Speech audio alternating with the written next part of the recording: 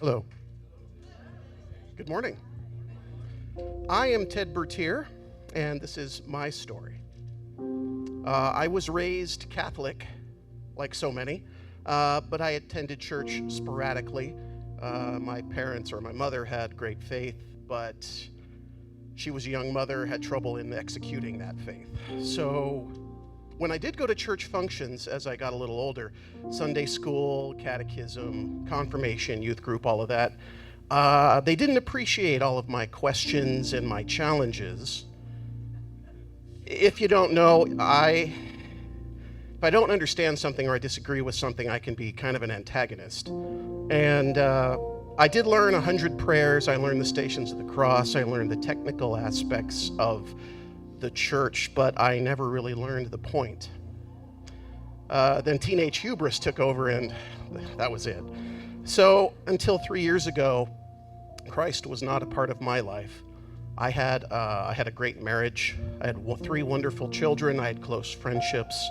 I had a fair amount of professional success. I did whatever I wanted. I said whatever I wanted. I could curse like a sailor. It was amazing. And I justified it all because I made the rules. It was my life. I was in charge. I controlled everything. I controlled my destiny.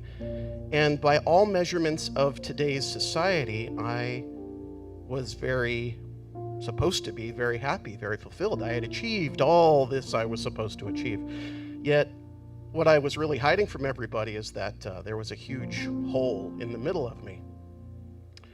And I tried filling that hole with everything I could think of. Money, food, booze. Didn't fill it. And looking back now, I was angry.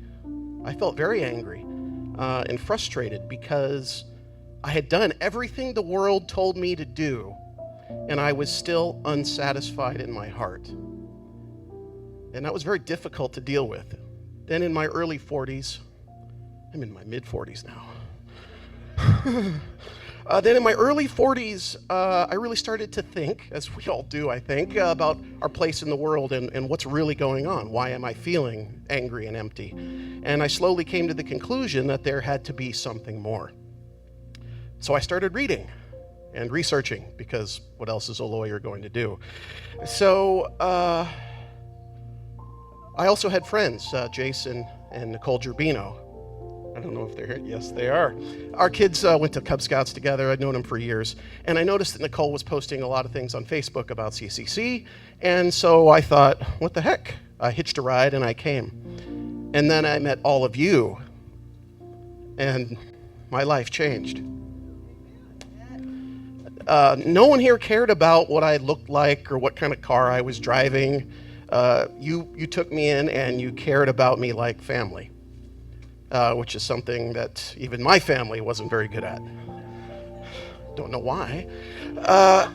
So I asked Jesus Christ into my life in my car as I was driving down Black Mountain Road, going down to Mercy Road, right? Mercy. And I was listening to The Case for Christ by Lee Strobel in the car. And the next morning, I decided I was going to have a conversation with God.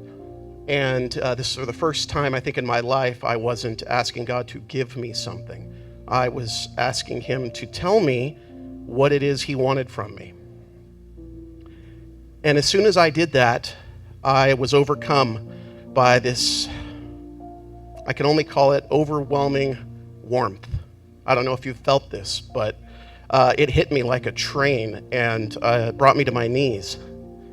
And I feel a small version of that every time I sing in worship and every time I do something at this church in many of the ministries we have when I serve. I feel a little lesser version of that, and I've become addicted to that feeling of warmth, belonging, and fellowship.